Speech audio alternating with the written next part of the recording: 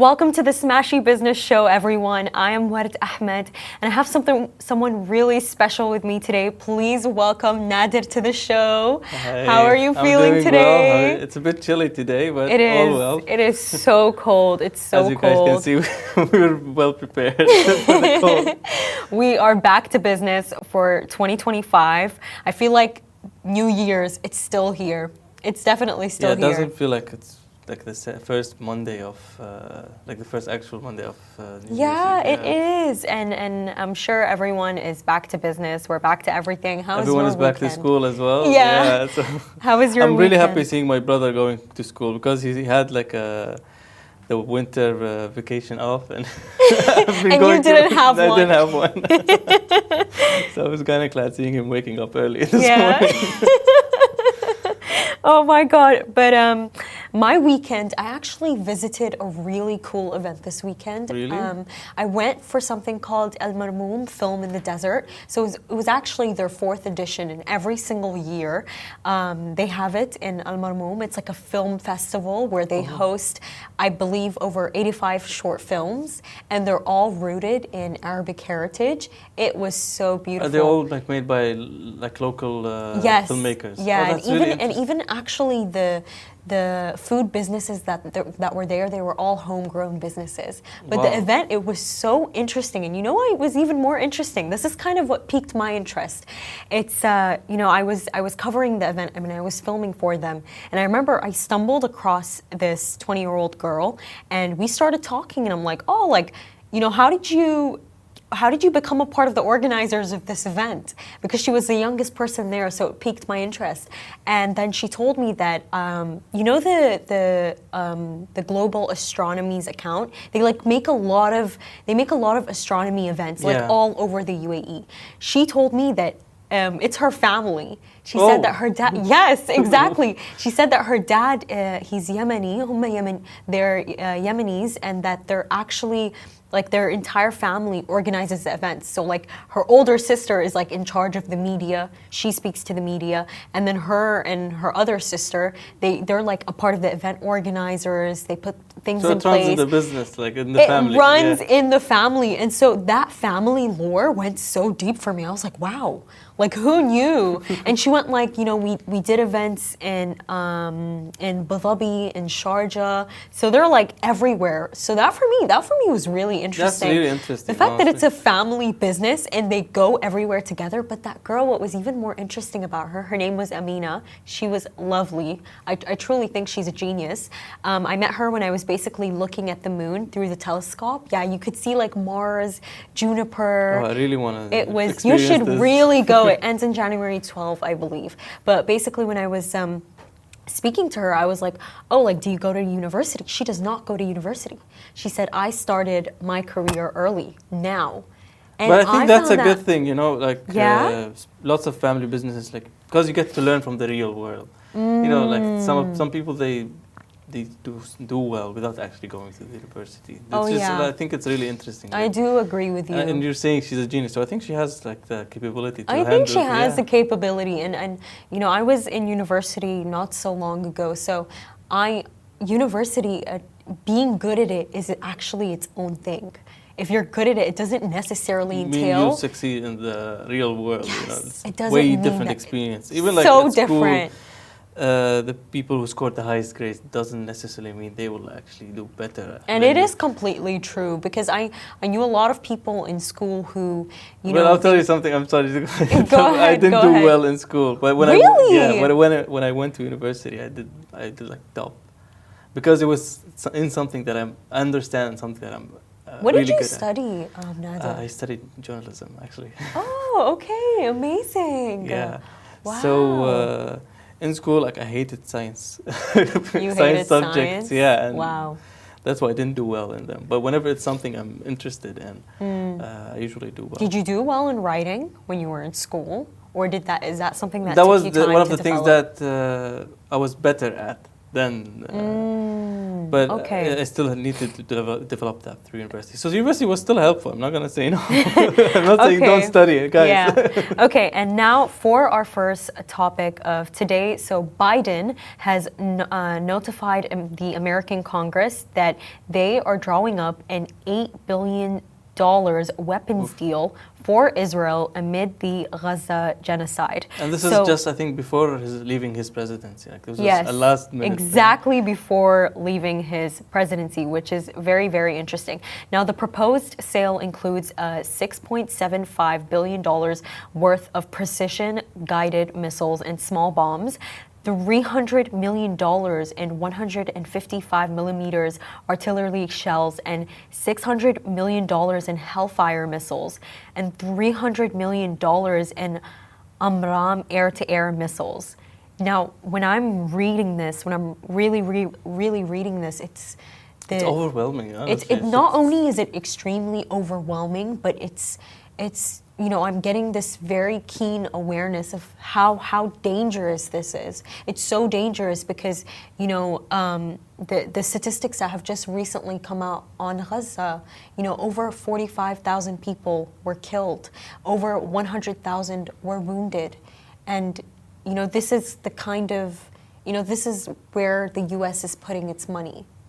Yeah, it's crazy. And, sometimes I remember a while back, I've seen U.S. citizens who were really upset because they needed support in their infrastructure, and especially they had recently, not too long ago, a couple of hurricanes and tornadoes and that, and they didn't receive as much aid from the government as much as they're paying for these things. It is crazy. Yeah. It is absolutely crazy. And just recently, Nader, I actually saw a video on Love in Palestine of this young man, and he was crying over his mother. I think I've seen it. Yeah, over the morgue. He was knocking on the door of the morgue, and he was crying over his mother. And it was so unfortunate to see, what Palestinians are going through. And to just see these numbers, it really does make me emotional. Yeah, it really hits deep. It does. It really does. And on our second topic for the day, sorry guys, this really made both of us very emotional. Yeah. We took a very long pause there because it is very disappointing to see. We're seeing the numbers, we're seeing how a lot of people are affected, but this is how Biden chooses to spend American money before he leaves. And it's so interesting that it's right before he leaves. It's right before Trump comes in. It's the last thing he wants to do. It's very important to him. That's what makes him. That's why. And he did express that it was very important to him. Yeah. He expressed it multiple times. And now for our second topic for the day, this one also is a bit heartbreaking as well. It's about the Assad regime who bombed Aleppo. So the Syria war has been, it went on for 14 years. And during these 14 years, the Assad regime bombed Aleppo for years. And they profited it from the scrap metals that... Yes, they did. That went out through the bombing, And it's crazy to me, the amount of money they're making from this war that they went through, and it's truly how insane. They benefited from it. It's it crazy. Is, and if you if you go into the topic a little bit more, so the specific army that is actually in charge of actually profiting from these metal scraps, it's actually the elite army unit that's controlled by Bashar al-Assad's brother, Maher al-Assad. He is the one who specifically monopolized the scrap metal trade in Aleppo. So it actually they functioned as industrial power brokers, profiting from the war's destruction constantly. I don't know if you've seen the clips of the exotic cars that they have. I did. Yeah, Their home is absolutely insane. The cars. I believe there was Rolls Royce. There's Bentleys. Also one Ferrari. I forgot the name of it in particular. It's 1 out of 100 pieces in the world. So it's the amount of crazy. exotic cars they had. And keep in mind, most of the Syrians there lived in under poverty line. More than 90%. More than 90% lived under poverty line. So it's crazy to see these exotic cars. It's something crazy. And not just that, even his wife actually, when they actually broke into their home, they'd found a lot of Kellys and Birkins. And if you know Hermes, That is extremely Yeah, expensive, especially especially Birkins and Kellys that have crocodile skin on them. They're really expensive bags. They can go up to 100,000 dirhams. So basically, they and just even lived in more. luxury while most people were suffering. Lived which is in really luxury sad. while most people struggled. Now, back to the story again. So, what the financial gains were that dealers bought the metal for, it was sold for 750 to 1,000 Syrian pounds, and it was also sold to smelting plants at higher rates to up to 4,500, and that's per kg. So like 750 to 1,000 Syrian pounds per kg, which is really cheap. And selling it about 4.5 times more expensive, like 4.5 times higher at a higher price, which is it's crazy. Like, so they made like millions of dollars just from scrap metals alone. From basically the bombings that were constantly happening. And finally, for our final topic of today, it was actually announced that Saudi Arabia's film industry has earned $19.2 million in 2024, led by the Night Courier film. Now, Nadir, when I'm seeing this is so special because I truly believe this in my heart. Saudi Arabia, it's the rising country of the century. They are rising in absolutely everything. Yeah. And just recently we found out that they're going to be hosting the World Cup in 2034. Now we're seeing that they're making such huge progress in film. Are you seeing the progress that they're making in sports? And everything, actually. I'm always catching up with Smashy Sports, and I'm seeing the amazing progress that they're making. The players that they have amazing players. They have like who would have imagined that these players would be in Saudi team? No, seriously, and who would have imagined recently that? I've seen clips of Ronaldo Jr. Going out with Saudis, and he started to learn Arabic, and he's going out with camels. I'm always seeing it. I'm always seeing it. It's so cool. But all those players, Ronaldo, Neymar, Benzema, they all went to Saudi Arabia, and now they're having such a huge milestone in film. So actually, it was released specifically that in 2024, Saudi Arabia's film industry released 13 films across 65 cinemas, earning them this $19.2 million.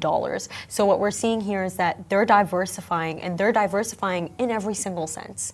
In every single sense, they're not leaving any stone unturned. And that's what I love about them, in every single That's field. really great to see, like, countries just rising in everything. And it's really interesting to see, especially, like, I have lots of Saudi friends, and to see them, like, just because I see them always proud of their achievements, it makes me happy. And you know what? Actually, my best friend, she's Saudi, and I always speak to her, and she tells me about the beautiful rights that they receive. Like, she was telling me that actually, if she gets married to a Saudi, a fellow Saudi like her, they will actually receive a plot of land. And that's something so beautiful. That's something so amazing. So Saudi Arabia, not only are they accommodating for their free market, they're really building a market, but they are still supporting their people. Even just very recently, actually, a report came out by the Financial Times, and there's actually a rise in employment for women. So they're coming far in every single aspect. They're coming far in every single aspect. But do you think there's something else going on with film?